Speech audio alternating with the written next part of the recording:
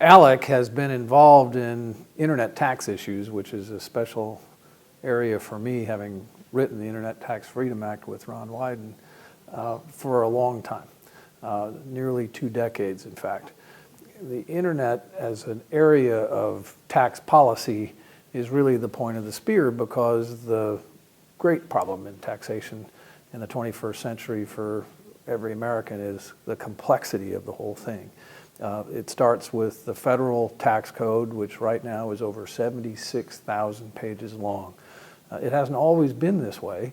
When we first had an income tax, for the first quarter century of its existence, it was less than 500 pages long, and even at the end of the New Deal, it was less than 1,000 pages long. Then comes World War II, and we got up to about 8,000 pages. By the time I joined the Reagan White House staff in the 1980s, it was 26,000 pages, and President Reagan thought that was an abomination, but it's more than 3 times bigger today. The most recent accretion of complexity in the code has been Obamacare, responsible for over 3,000 pages now of the Internal Revenue Code. And it's a good example of why the code is expanding, because it's being used for social engineering for things that have very little to do with revenue raising, but for a multiplicity of other purposes. What ALEC understands is that if we're going to have a federal system, then states have to be able to have some autonomy in tax policy, free of all of this burdensome federal regulation and complexity, and yet they share the same revenue pie, and they share the same set of burdens, because taxpayers have to comply with state and federal simultaneously. They share all of that with the federal government.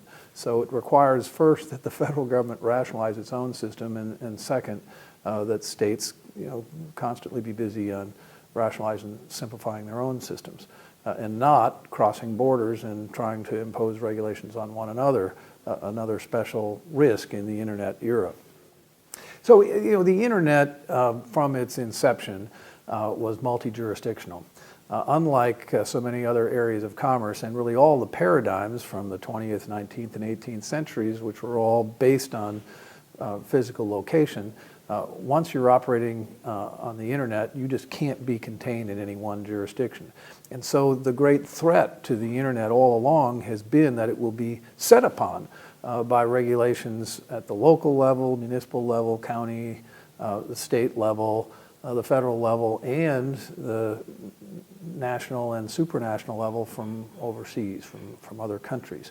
When I started working in the 1990s on what became the Internet Tax Freedom Act, there were no fewer than 12 European governments that were looking to impose customs duties on internet transactions. There was a bit tax proposed by several European nations and by the United Nations. There were email tax proposals, and it is entirely the result of good fortune that in the United States we got ahead of this and passed federal legislation banning not only email taxes and bit taxes, but also internet access taxes, and that set a pattern for the rest of the world. When state legislators are looking to raise revenue, they want to do the following. First, they want to recognize that the art of taxation is a lot like plucking a goose. You want to get the most amount of feathers with the least amount of squawking.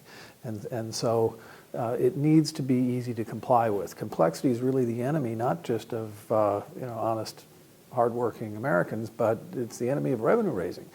If the system is streamlined, if it's easy to comply with, there will be much less going on in the so-called underground economy, and there'll be a lot less tax evasion, which is a big problem. There's a lot of revenue loss to government at all levels from people deliberately structuring transactions to avoid taxation. If you can make the system simple, you can avoid that. So, proposals for straight up consumption taxes or straight up flat taxes on the income tax side are much to be preferred over a lot of the elaborate progressivity that we can only achieve by knowing a whole hell of a lot about every individual citizen.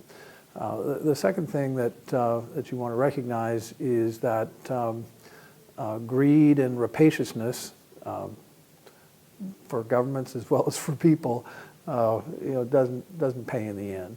You have to be modest in your objectives, because Otherwise, you're going to have boom-bust periods.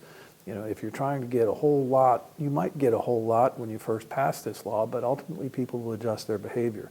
And even more at the state level than at the federal level, people can adjust by just leaving the jurisdiction, and business is mobile that way.